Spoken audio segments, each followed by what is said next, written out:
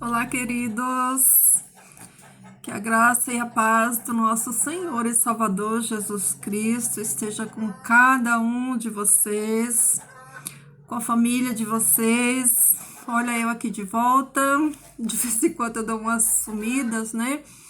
Depois apareço de novo. Mas é isso aí. Vamos seguir, continuar firmes e fortes.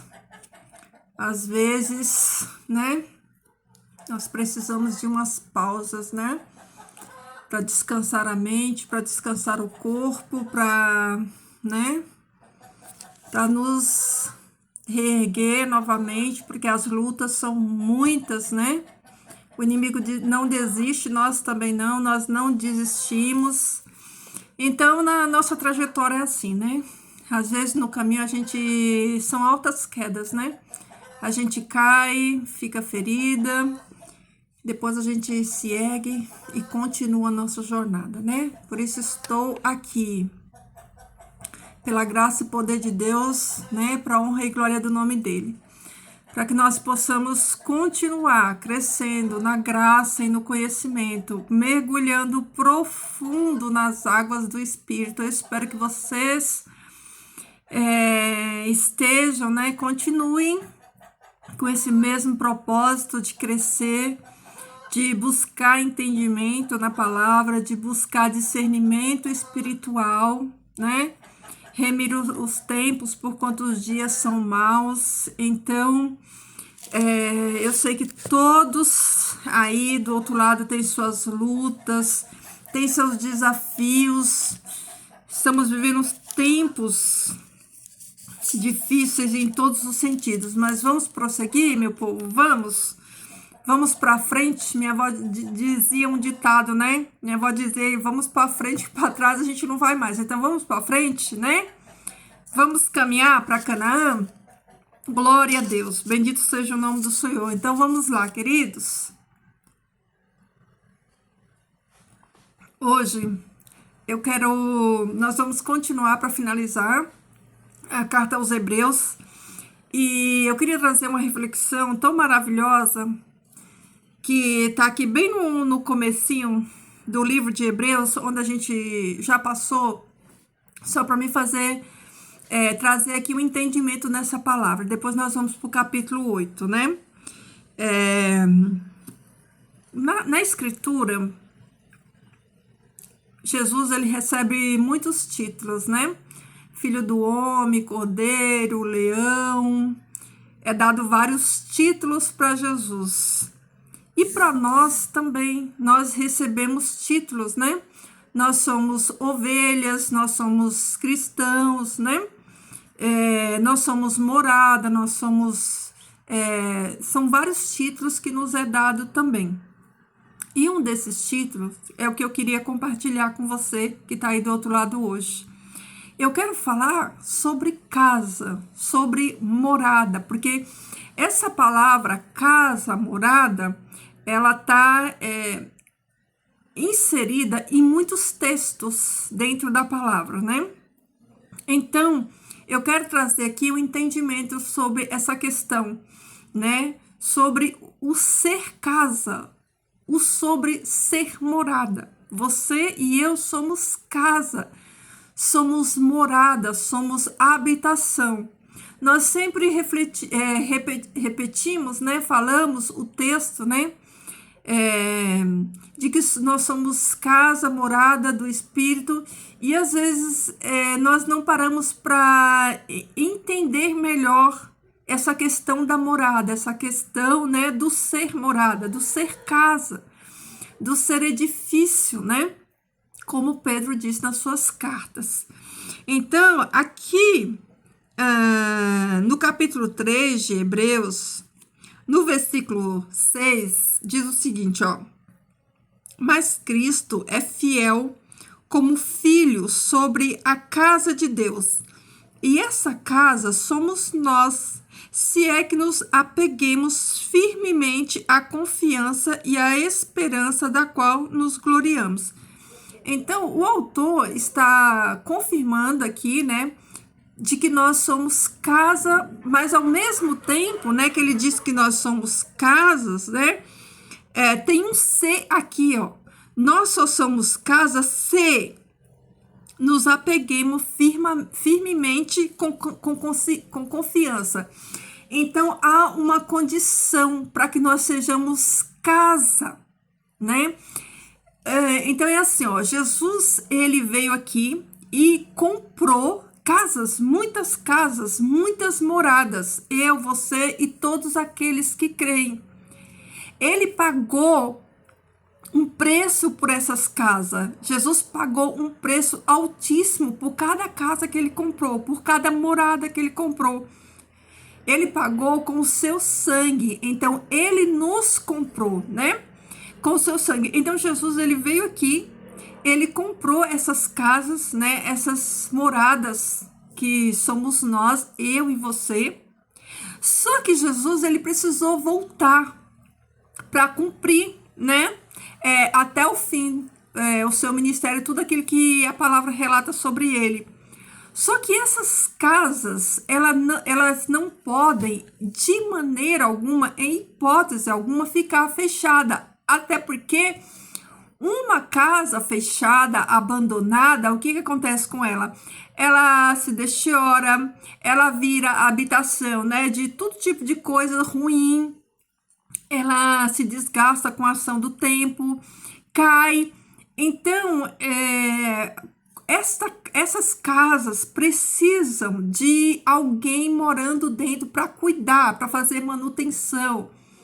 Então, Jesus, sabendo que ele iria demorar, né, usando a nossa linha de tempo, porque Jesus, ele não está, né, na nossa dimensão de tempo, o tempo do Pai, ele é atemporal, né? Então, ele, entendendo que essas casas, eu e você, não pode ficar só, o que ele fez? Ele deixou alguém habitando dentro dessa casa para cuidar dessa casa. Eu espero que isso esteja ficando nítido na sua mente, para você entender a importância, né? Do discernimento dessa questão de você e eu como morada, como templo, como morada, né? Como morada. Então, o autor de Hebreus, né, diz que Jesus, né, eu vou ler aqui de novo, né, o capítulo 3 e o versículo 6 de Hebreus, que diz assim, ó: mas Cristo é fiel em toda a casa de Deus, dando testemunho do que haveria de ser dito no futuro. Mas Cristo é fiel como filho de Deus, né? E sobre a casa de Deus. E essa casa somos nós. Vocês conseguiram discernir aqui no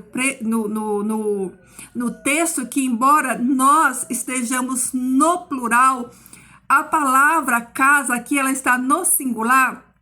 O autor, ele não diz, né, muitas casas de Deus. Diz que Deus, que Jesus veio edificar uma casa, a casa de Deus, que somos nós. Vamos voltar aqui no texto para você entender bem. Olha só, ó. Que diz assim, ó, versículo 6, ó: mas Cristo é fiel como filho sobre a casa de Deus, tá no singular, sobre a casa de Deus. Então, todos nós, né, que somos plural, que somos um coletivo, resume-se a uma casa. Então, todos somos a casa de Deus, né? Casa de Deus. Essa casa, olha aí, ó, no singular de novo, né? O autor fala, ó, esta casa somos nós, todos nós. Então, vocês estão chegando ao entendimento de que todos nós, né? Individualmente somos casa, mas coletivamente somos todos, né? A casa de Deus, todos nós juntos, né? Somos a casa de Deus, né? Aí tem uma condição: se eu e você, nós só seremos esta casa de Deus se se é que nos apeguemos firmemente à confiança e à esperança da qual nos gloriamos, né? Então, olha que impressionante. Então, Jesus, ele vem aqui, compra casas, paga por essas casas, ele precisa voltar para terminar a sua obra, só que ele entende que essas casas não podem ficar sozinhas, abandonadas, elas precisam de moradores morando dentro dessa casa, para que ninguém vá dessa casa, para que ninguém se aproprie dessa casa. Então, olha só que impressionante. Aí, olha só o que vai falar em Efésios. Deixa eu abrir aqui em Efésios, ó. No capítulo 1 de Efésios, diz o seguinte, ó. Capítulo 1 de Efésios, versículo 13 e 14, fala assim, ó. Quando vocês ouvirem e crerem na palavra da verdade, o evangelho que os salvou, vocês foram selados em Cristo com o Espírito Santo da promessa. Agora eu vou parar aqui para falar sobre esse versículo, né? Eu acho que você já ouviu falar, né, no selo de Deus, né? Fala-se sobre o selo da besta e fala-se sobre o selo de Deus. E talvez você tenha sido ensinado de que o selo de Deus, né?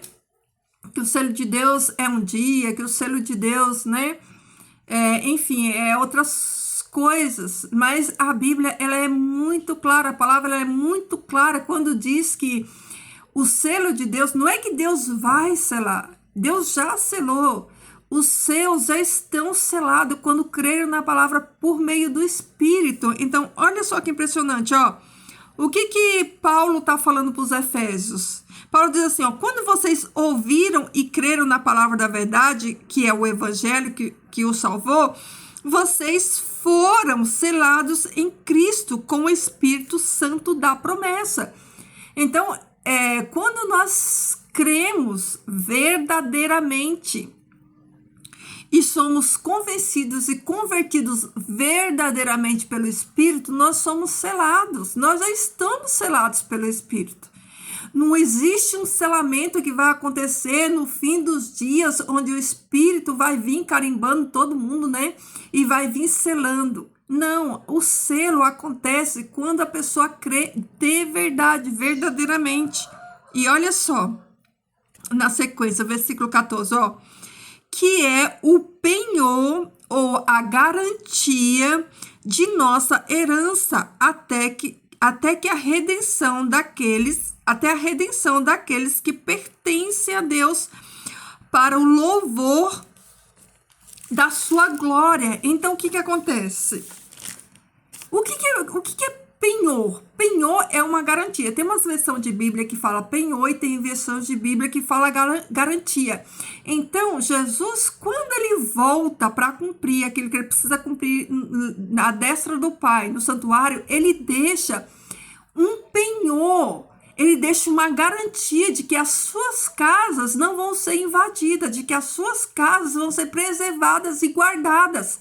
E quem é que vai guardar e preservar essa casa? É o Espírito Santo dele morando dentro dessas casas, para que outro espírito não venha fazer morada nelas. Então, olha que impressionante. Então, qual que é a garantia, né, que Jesus dá de que nós estamos guardados, selados, né? Que essa casa ela não vai ser destruída pela ação do tempo e ela também não vai ser invadida.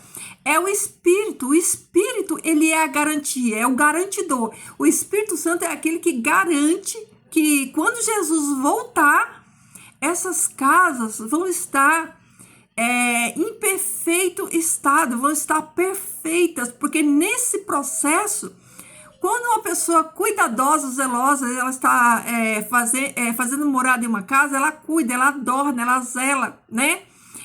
E o Espírito Santo, ele vai fazendo isso, santificando a casa, que também é a noiva de Cristo, né?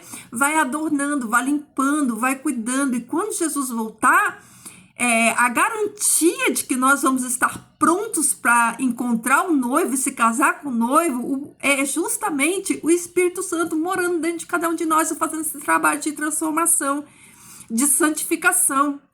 Então, o que é um penhor, né? O que é penhorar? Um penhor é algo de valor que garante, né? Que garante que...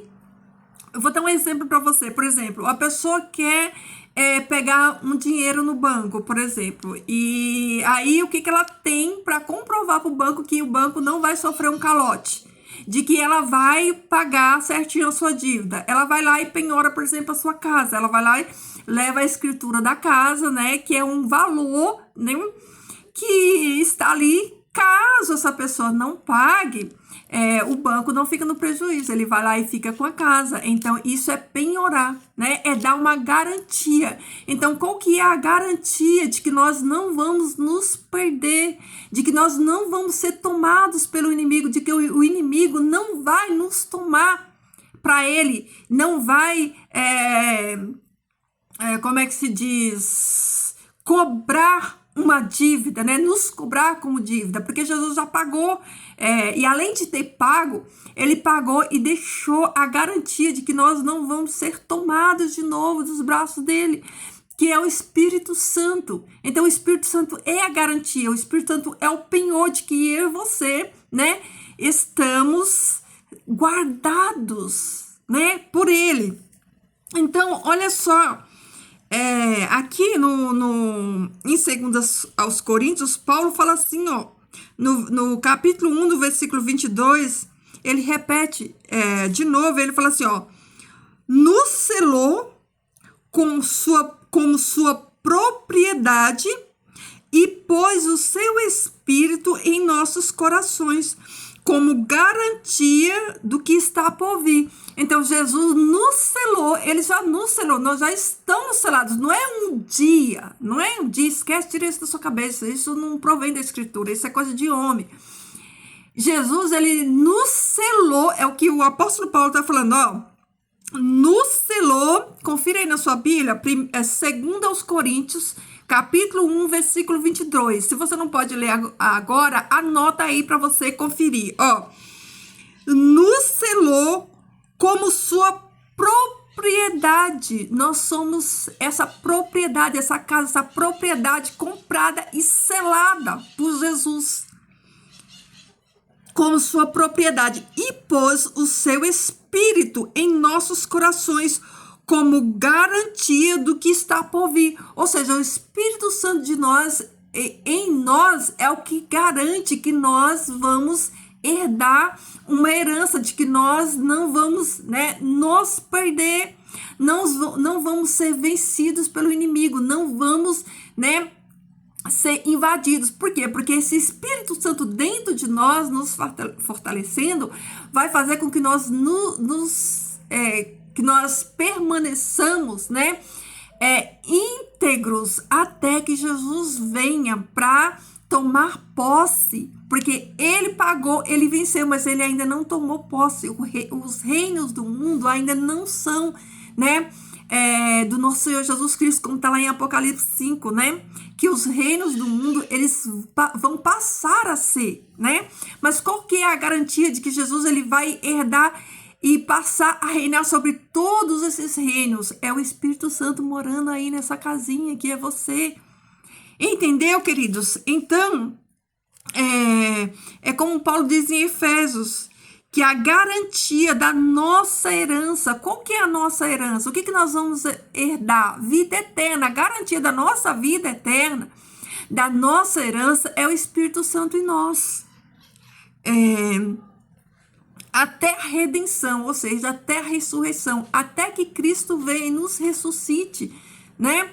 A garantia, a nossa garantia de estarmos guardados e protegidos até a nossa redenção, até a ressurreição, é o Espírito Santo. Então, se você crê verdadeiramente em Cristo Jesus e você nasceu de novo, você já foi selado pelo Espírito Santo. Ele já habita em você e guarda você até até que o verdadeiro dono, o dono legítimo, o proprietário venha tomar posse, né? Então, queridos, eu queria trazer essa reflexão para você, para que você pense e reflita nisso, que você é uma casinha e tem um morador morando nessa casa, e esse morador, né, para que ele more nessa casa, para que ele habite nessa casa, essa casa, ela precisa estar limpa, em todos os sentidos, por dentro e por fora também, né? Então, essa casa precisa estar limpa, porque o Espírito, que é santo, ele não habita em casa de qualquer jeito, né? Para que ele habite esta casa, ela precisa estar não apenas limpa e adornada, mas o Espírito tem que estar morando dentro dela, porque você lembra quando Jesus, ele fala que quando o espírito imundo sai de uma pessoa e anda por lugares áridos, né? E não encontra abrigo, ele volta para sua casa, né? E encontra a casa limpa e adornada. A casa está limpa e adornada. Às vezes a pessoa, né? A casa aqui, que no caso é a pessoa, está limpa e adornada. Porém, o espírito não está morando dentro dela. Então, Jesus fala que ele encontra a casa limpa e adornada, só que vazia. Então, não adianta a casa estar limpa e adornada, né? Não adianta só cuidar daquilo que você come, só cuidar do seu corpo, que é importante, é essencial, é necessário, mas além de tudo isso, além desta casa ela estar limpa e cuidada, ela tem que ter morador dentro dela, porque se você só limpar e adornar ela e o Espírito Santo não estiver morando, não adianta. Então pensem nisso, reflitam sobre isso, tá bom? Então agora vamos aqui seguir para o capítulo 8, né, onde nós paramos, né? Nós vimos que o livro de Hebreus, ele vem trazendo, né, a centralidade de Jesus como superior a tudo, o sacerdócio de Jesus, né, como um superior. Então, vamos dar continuidade aqui no capítulo 8, né? O sumo sacerdote de uma nova aliança, né? O que é aliança? O que é aliança, né? Se você é casado, você sabe muito bem o que é uma aliança. A aliança é um símbolo de um compromisso, é um símbolo de um casamento. Então, houve um novo casamento, né? Como que é isso? Houve um novo casamento, uma nova aliança. Então, vamos entender melhor isso aqui, né? O sumo sacerdote de uma nova aliança. Capítulo 8. O mais importante do que estamos tratando é que temos um sumo sacerdote como esse, o qual se assentou à direita do trono da majestade nos céus e serve no santuário, no verdadeiro tabernáculo que o Senhor erigiu e não o homem. Então, o autor está falando assim, o resumo de tudo isso que eu expliquei para vocês, que eu falei para vocês, o que importa, o mais importante de tudo isso é que nós temos um sumo sacerdote, né, superior ao sacerdócio da terra, que é o sacerdócio levita, né, um sumo sacerdote que ele é superior, que se assentou, né, à direita da majestade do Pai e serve. Veja que a conjugação verbal está no presente. Ele serve, ele está servindo, né? Ele continua o seu processo de sumo sacerdote. Jesus, como sumo sacerdote, né? Desta nova aliança no seu sangue, como nós vimos aqui anteriormente, ele continua o serviço sacerdotal dele ainda não finalizou, ele continua, como ele é um sacerdócio, né? Segundo a ordem de Melquisedeque, ele é um sacerdote do santuário celestial, ele entrou no celestial e ele continua fazendo a sua obra no santuário celestial. Então, hoje ele está sentado à direita do Pai, à destra do Pai, né?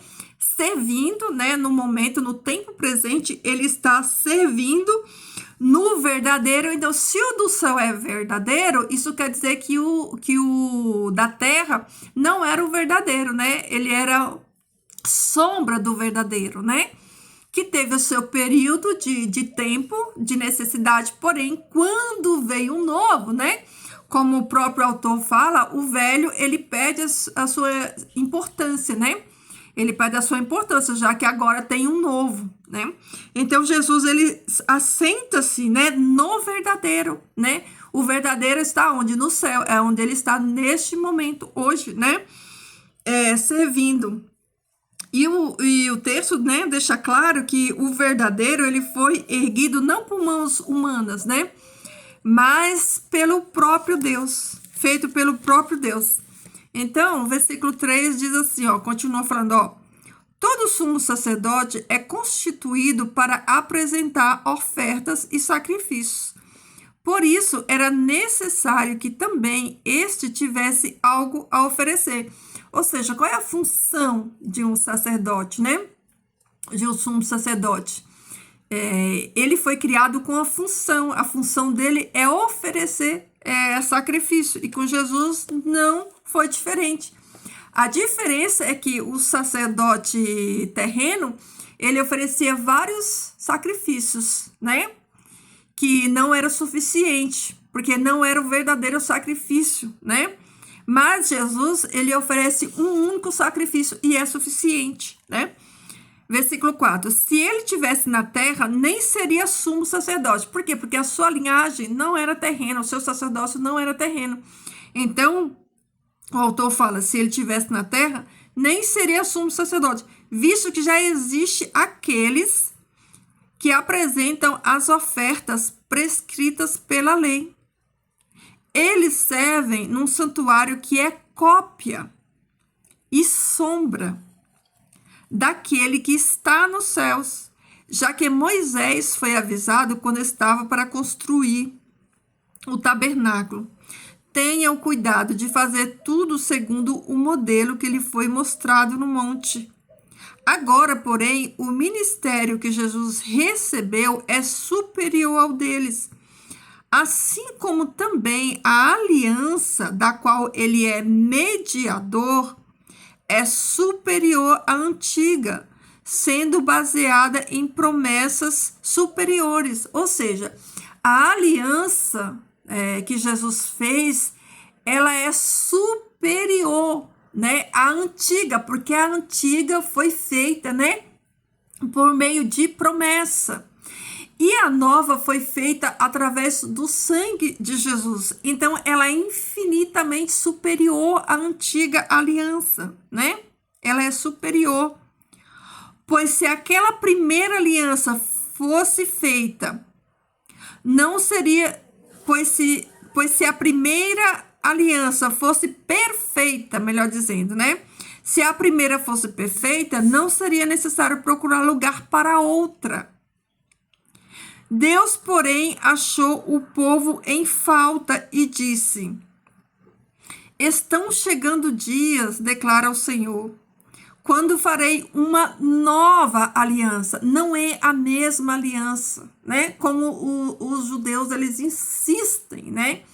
Que é a mesma aliança, que não houve uma mesma aliança, que é uma continuação. Mas a Bíblia, ela deixa claro que não é a mesma aliança, é uma outra aliança, e é uma outra aliança superior à antiga, né? Superior. Então, o que é uma aliança? É um casamento, é um novo casamento. Por quê? Porque aquela antiga aliança com os judeus lá no passado, que foi o primeiro casamento, aquela aliança foi quebrada. Por quê? Porque houve traição, né? Houve traição no matrimônio, né? Israel, ele se corrompeu, se prostituiu e traiu espiritualmente, né, a Deus, e quebrou, eles mesmos quebraram aquela aliança. Então, houve um divórcio, né, naquela primeira aliança, né, foi quebrado, aquele compromisso foi quebrado. Por isso que lá nas tábuas, no monte, quando Moisés, ele vai E ele desce porque o povo se corrompeu com o bezerro de ouro. Então ele pega aquelas tábuas de madeira, aquelas primeiras tábuas, e ele quebra. Aquelas primeiras tábuas de madeira representa essa primeira aliança que foi quebrada. Por quê? Porque o povo se corrompeu, o povo adulterou, né? Com deuses pagãos, e ali aquela aliança já foi quebrada já. Aquela primeira aliança, né, nas tábuas de madeira ali foram quebradas. E aí quando Moisés ele sobe novamente, ele recebe novamente da mão do Eterno, agora não mais as tábuas de madeira, ele recebe tábuas de pedras, né, escrita pelo dedo de Deus. Então aquela tábua de pedra, aquela pedra simbolizando a dureza do coração, né, do povo. Mas o Eterno, ele diz que aquelas leis, né, que foi escrita na tábua, que foi quebrada, agora na nova aliança, ela não é mais escrita, né, na pedra, e sim dentro do coração. Jesus fala assim, ó: eu tirarei o coração de pedra e darei a eles um novo coração, um coração de carne. Então, as leis hoje, né, as leis hoje está escrita no coração de carne, e não, né, no coração de pedra. Então, é uma nova aliança, é um novo casamento. Aquele, né, explicando bem para você entender, aquele primeiro matrimônio que foi feito lá no deserto, né, com Israel, onde Deus ali no Sinai convoca todo o povo, né, para entregar as suas leis, o seu caráter, e o povo, ele se prostitui, eles quebram essa aliança, né? Eles quebram essa aliança, e há um divórcio, como Deus, ele mostra ali na vida do profeta Oséias, né? A vida do profeta Oséias, Deus usa ali para mostrar a traição de Israel, a traição da nação de Israel, né? E o perdão de Deus, Deus perdoando, reconciliando. Só que, embora Deus, o Eterno, perdoasse, né, Israel, aquela aliança foi quebrada. E Deus, ele faz uma nova aliança, que é o que ele está falando aqui, ó. Estão chegando os dias, declara o Senhor, quando farei uma nova aliança, né? Um novo casamento, um novo matrimônio com a comunidade de Israel. Isso aqui é muito importante você entender, que esse novo casamento, essa nova aliança, esse novo matrimônio que Deus faz, não é só com os gentios, é com Israel. É com Israel, porque às vezes a pessoa pensa que essa nova aliança aqui, que Deus, ele puniu o povo, né, porque houve uma separação lá, houve uma traição, e agora que Deus, ele abandona o seu povo, e agora ele faz um novo casamento com a igreja, e o povo dele fica para fora, né, e não é isso. A palavra diz que esse novo casamento, essa nova aliança, é com a comunidade de Israel. Só que agora, na nova aliança, Israel foi enxertado, né? Enxertado fomos nós. Israel, ele é o ramo verdadeiro da videira. Quem foi enxertado somos nós. Então, o texto diz que a nova aliança é com a comunidade de Israel, não é com os gentios, né? Não é com os gentios, é com a comunidade de Israel e com a comunidade de Judá. Não será como a aliança que fiz com seus antepassados. Tá vendo? Quando os tomei pela mão para tirá-los do Egito, visto que eles não permaneceram fiéis à minha aliança, eu me afastei deles. Então, é o que eu acabei de falar. O povo, ele se corrompeu, ele não permaneceu fiel a Deus, né? Lá no acontecido lá do bezerro de ouro. Então, Deus, ele se afastou deles. Deus se afastou deles, Deus nunca rejeitou eles, né? Deus se afastou e deu promessas, né, de restauração e promessa de uma nova aliança para eles. E nessa nova aliança que Deus fez com eles, nós fomos inseridos, enxertados, né, na videira que é Cristo por meio dos ramos, né? Nós fomos enxertados, ou seja, aqueles ramos de Israel, que eram os ramos verdadeiros, que não eram bons, foram cortados, e no lugar desses que foram cortados, foram enxertados, né? Os gentios, aqueles que de fato, de verdade, né? Têm a fé de Abraão e aceitaram Jesus como seu Salvador. Então, sempre foram com eles, né? Tudo sempre foram com eles. Nós precisamos entender, né? Qual que é o nosso lugar, né? O nosso lugar na história. Então, o texto continua falando assim, ó, no versículo 10. Esta é a aliança que farei, de novo, ó, com a comunidade de Israel, diz o Senhor. Depois daqueles dias, declara o Senhor, porei minhas leis em sua mente e as escreverei em seu coração. Serei o seu Deus e eles serão o meu povo. Ninguém mais ensinará o seu próximo, nem o seu irmão, dizendo, conheça o Senhor, porque todos eles me conhecerão, desde o menor até o maior, porque eu lhes perdoarei a maldade e não me lembrarei mais dos seus pecados, chamando nova esta aliança. Ele tornou antiquada a primeira. E o que se torna antiquado é envelhecido, está a ponto de desaparecer. Vocês conseguiram entender? Vocês conseguiram entender que essa nova aliança que Deus faz, ele faz com o seu povo Israel, é uma nova aliança. Ó, Deus fala assim, eu vou fazer uma nova aliança, não como a aliança que eu fiz com os pais de vocês lá no passado, quando eu tirei eles do Egito. Então, é uma nova aliança para o povo de Israel. O próprio Jesus fala assim, eu não vim senão para as ovelhas perdidas da casa de Israel. Então, é uma nova aliança para o povo de Israel, que agora Deus, ele ia imprimir no coração deles, né? Não as leis em forma de mandamentos e de rituais que eles faziam lá, mas agora a lei estaria dentro do coração deles. Só que o que acontece? Esse entendimento ainda não chegou para eles, para os judeus. Eles não entendem e não aceitam isso aqui. E isso também é bíblico, porque há um tempo para que a nação de Israel tenha o seu discernimento aberto e eles compreendam essa verdade que está aqui. Porque hoje Israel ainda está na antiga aliança, na obediência de preceitos, de mandamentos, de ordenanças de homem. Eles ainda não estão com a lei no coração deles, né? Eles estão sacrificando e fazendo, né, rituais. Então, o autor deixa claro, né, que nessa nova aliança, a antiga já passou, né? Não faz mais sentido, né? O texto diz que a velha está a ponto de desaparecer. Por quê? Porque há uma nova, né? A velha se tornou antiquada e envelhecida, a ponto de desaparecer. Então, o que está em vigência hoje é a aliança no sangue. É aquilo que Jesus fez. E na antiga aliança, né? Tudo era ritual.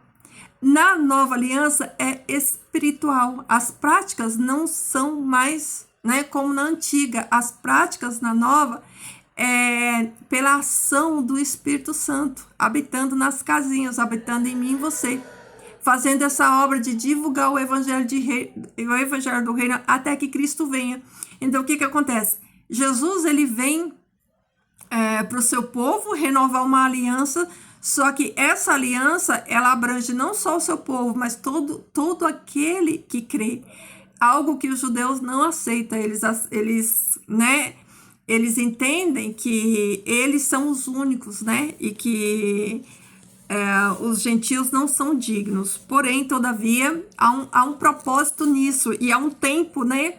Para que essa mentalidade deles seja esclarecida e eles entendam.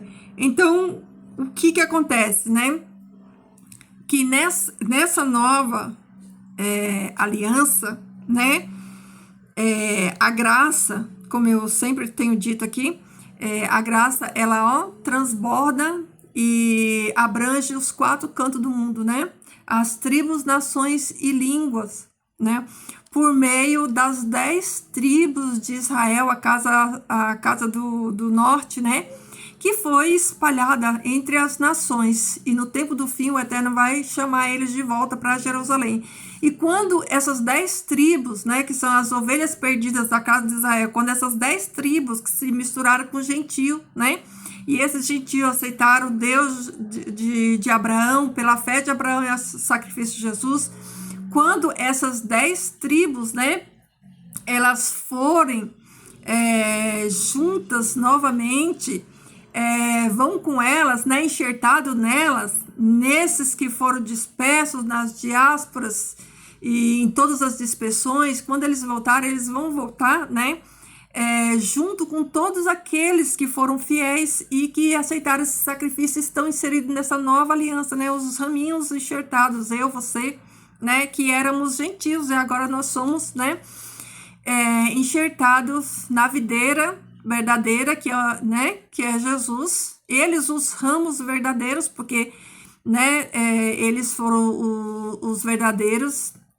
eles foram os escolhidos e nós os chamados, né? E nós vamos junto com eles, né? Junto com eles. Então, queridos, esse é o nosso estudo de hoje, do capítulo, né?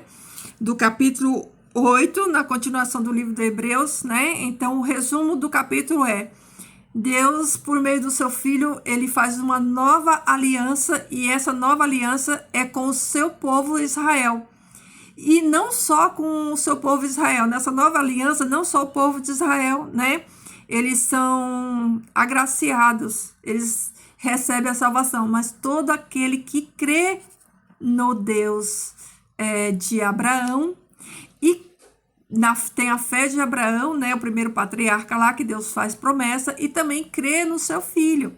E aí, como, né, o zambujeiro, né, a Bíblia fala que todos nós que éramos gentios, como o Paulo diz, nós éramos zambujeiros bravos. O que é um zambujeiro bravo?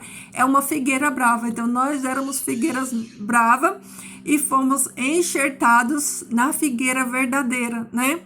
Nós éramos da figueira falsa, né? E fomos enxertados na figueira verdadeira, que é Jesus, né? Por meio do enxerto, que aqueles ramos, né, que não deram frutos, lembra? Que o pai cortou e jogou fora, e agora ele vem trazendo, né, para enxertar na videira os galhos que vão dar frutos para o reino, tá bom? Então, queridos, é isso por hoje. Que o Senhor Deus abençoe cada um de vocês. Continue firmes, meditando na palavra de dia e de noite, tá bom? Fiquem todos com Deus. Até a próxima.